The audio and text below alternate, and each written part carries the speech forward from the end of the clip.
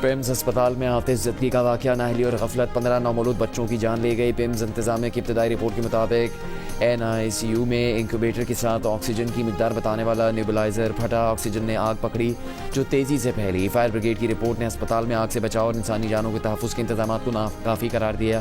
وزیر اعظم شہباز شریف نے وفاقی سیکرٹری صحت اسلم غوری کو فوری طور پر معطل کر کے عہدے سے ہٹا دیا۔ تحقیقات کے لیے اعلیٰ سطح کی انکوائری کمیٹی بنا دی۔ وفاقی وزیر صحت مصطفیٰ کمال نے سانحے پر خود کو احتساب کے لیے پیش کر دیا۔ مسلمانوں میں تقسیم کی سازش کو فیلڈ مارشل عاصم منیر نے ناکام بنایا۔ ہم دشمن عناصر مسلم ممالک میں نفرت پیدا کرنے میں ناکام رہے۔ وزیر اعظم شہباز شریف کا قومی سیرت کانفرنس میں خطاب، فیلڈ مارشل عاصم منیر کی امن کے لیے کوششوں کو خراج تحسین پیش کیا۔ ترکی اور سعودی عرب کے ساتھ تعلقات کو سراہا۔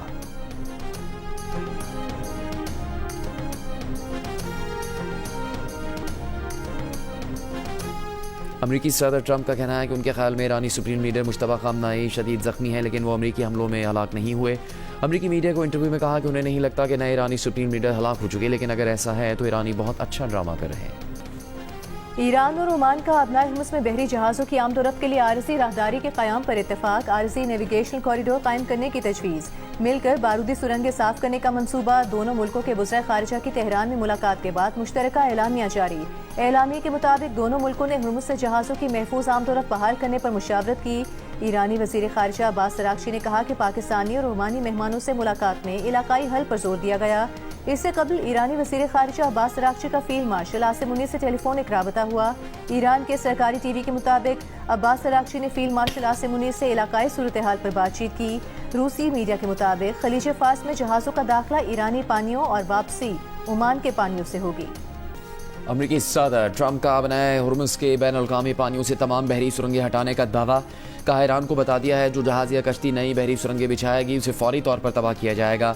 امریکی صدر نے اسپیس فورس کے ذریعے آبِ ہرمز اور ایران کے تباہ شدہ جوہری مقامات کی نگرانی کرنے کا بھی دعویٰ کیا۔ ایران اور عمان کے درمیان مفاہمت کے باوجود آبنائے ہرمز نہیں کھولی جائے گی۔ ایرانی نائب وزیر خارجہ کاظم غریب آبادی نے کہا ثالثوں کو بتا دیا ہے کہ اگر امریکہ آبنائے ہرمز کو دوبارہ کھلوانا چاہتا ہے تو اسے اپنی غلطیوں کی اصلاح کرنی ہوگی اور وعدوں کی پاسداری کرنی ہوگی۔ اگر امریکہ نے ایران کے خلاف نئی پابندیوں پر عمل درآمد کیا تو ایران بھی امریکی مفادات کے خلاف نئے اقدامات کا اعلان کرے گا۔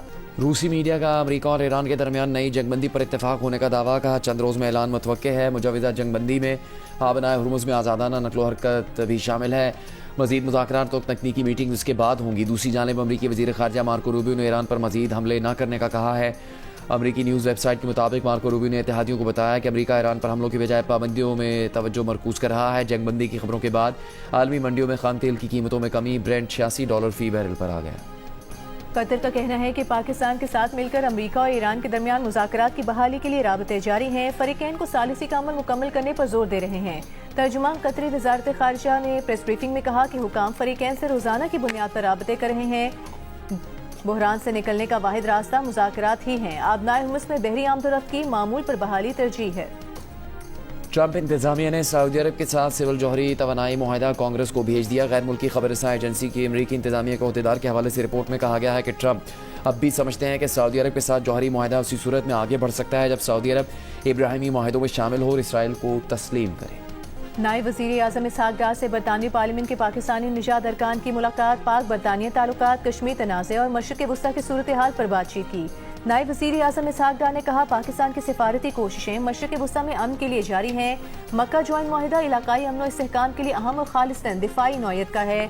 نائب وزیر اعظم نے مسئلہ کشمیر کے منصفانہ حل کے لیے برطانوی ارکان پارلیمنٹ کی حمایت کو سراہا۔ برطانوی پارلیمنٹیرینز نے آزاد کشمیر انتخابات میں مسلم لیگ نون کی کامیابی پر مبارکباد دی۔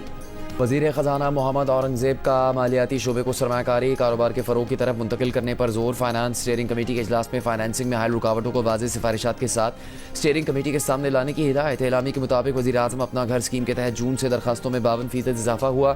درخواستیں 1,39,000 تک پہنچ گئیں۔ اسکیم کے تحت منظور شدہ فائنانسنگ 144 ارب روپے سے دگنی ہو کر 279 ارب روپے تک پہنچ گئی ہے۔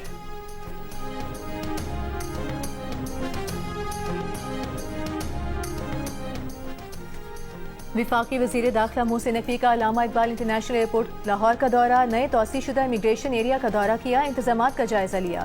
کہا 15 روز کی قلیل مدت میں وسیع اضافی ایریا کو کھولنا سیکرٹری دفاع، سول ایویشن، FIA اور متعلقہ اداروں کی دن رات محنت کا نتیجہ ہے۔ 20 लाइनें होने से इंतजार का वक्त कम होगा। वफाकी वज़ीर दाखिला मोहसिन नकवी ने FIA अफसरान को हिदायत की कि मुसाफिरों की दस्तावेजात की मुकम्मल जांच पड़ताल की जाए और नामुकम्मल सफरी दस्तावेजात पर किसी को सफर की इजाज़त ना दी जाए।